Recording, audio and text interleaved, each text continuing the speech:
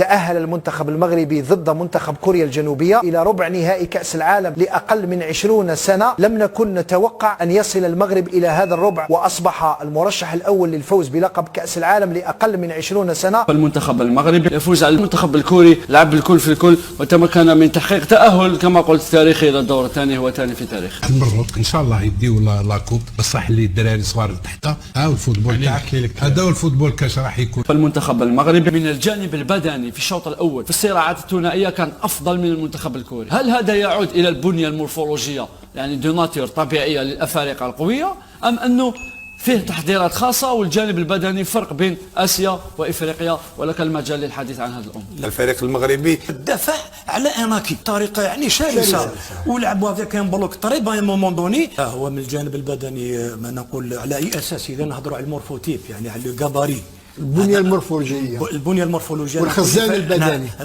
والقيمه اللياقيه ولا الخزان البدني امر ثاني. موندوني علاش سيميدو هضرت لي على الخزان اللياقي الكوريا في الدقائق الاخيره؟ انت في هذه الحاله اذا شفت الخزان البدني تاعك نقص ما تقدرش تلعب هذاك ان بلوك او وما تقدرش دير لي كونتر بريسين، من الاحسن نستنى اللور نستنى الكرات وزيد. وين غلط كثير الفريق الكوري؟ استعمل كثير الكرات العرضيه، ونعرف احنا في الارتقاء صح سونغ سجل هدفين في اخطاء تموقع ان مومون دوني ودين اتونسيون اي مونك دو كونسونطراسيون ميم الجارديان دو بوت، ولكن 10 دقائق الاخرانيه داو كل الصراعات الثلاثيه.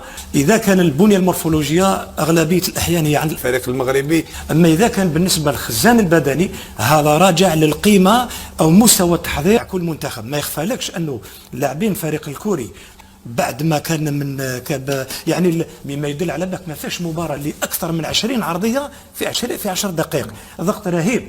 انا اليوم حاجه اللي عجبتني مشاو للامام، بادروا اكثر، لعبوا كيما قلت انت افيك اون دونسيتي. لي دو فرير ايو عندهم دور كبير، سي دي جوار ديكسبيريونس يزون لو ميتي.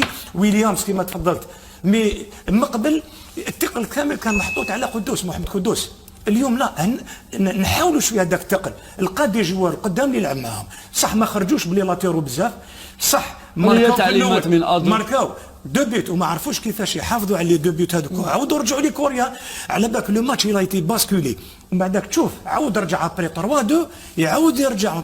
واش خير منا؟ انا الحاجه اللي دوختني انا غير كي نشوف اليوم لي U20 منتخب اقل من 20 سنه اون فينال، حنا ما رحناش ميم با، وكاين ناس مازال تصح في وجهها وتهضر، انت ما راحش ميم با. وواحد الوقت كنتوا تقولوا علي بن شيخ قاس لي جان جبناهم من هما ثاني دي زالجيريا، تكذبوا على الناس. اخدم في التيرا ما تبدلش. هذه كيما حكايه تاع الشعال توجو دوك اللي نجبد بها المثل. حنا نهضروا بنزرتي راك خسرت مع مقرا وخسرت مع الثوره، درت ماتشين مع الثوره وما لعبتش مليح. لا شعال خلاص شعالك سيسبونديتو هكذاك. هذه تحكي ليش انا على قصتو لي جان؟ قال حنا ثاني ولي دي زالجيريان. شكون قال ماشي دي زالجيريان؟ بصح خويا كاليفيني U20 كاليفيني لا كوب دافريك مع الرجاله اللي راهم في مصر الان، ما نخسروا ب4 ب3 تكاليفيا وانت ما راحش ميم با كوب دافريك، وتزيد وجهك صحيح وتزيد تتكلم وتقول وحنا ودرنا. ما درت والو انت، ما درت. شوف السينيغال، شوف الناس كيفاش تخدم، يعني في كامل لي كاتيجوري لي U17 مي بريباري وحنا ما كاش. ومن بعد ذلك نبداو نقولوا بلي جزنا اكوتي ما كاش امكانيات. على كل حال ما الذي يحدث حتى لا ننقل هذه التجربه تاع المنتخب السنغالي والاتحاديه ولا دي تي ان تاع السنغال مع منتخبنا الوطني ومنتخباتنا الشبانيه.